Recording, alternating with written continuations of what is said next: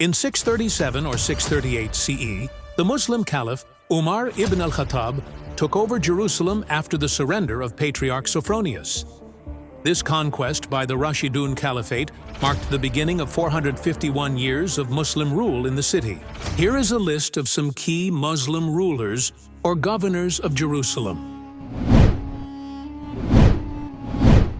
Umar ibn al-Khattab, Muawiyah Riri, Abdul Malik, Al-Walid Pri, Sulaiman, Marwan de Tualund, Al-Mansur, Al-Mahdi, Al-Muqtadir,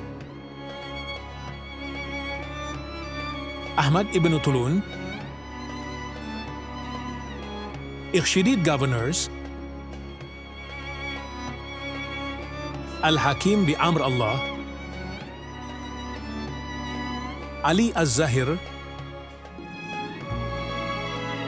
Atsiz ibn Ubaq al-Khwarizmi, Artuq Bey, Sukman and Il-Ghazi, Saladin, Al-Muazzam Isa, Al-Kamil,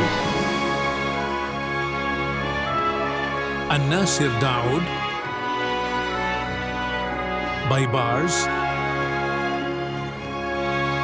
Tankiz, Al-Ashraf, Qaitbay, Selim-e,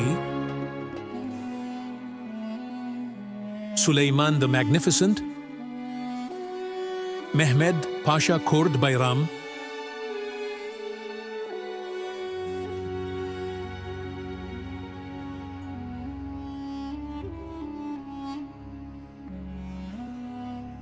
Muslims reigned in Jerusalem for a total of approximately 1,300 years across several periods, starting with the first Muslim conquest in 638 CE until 1917 CE.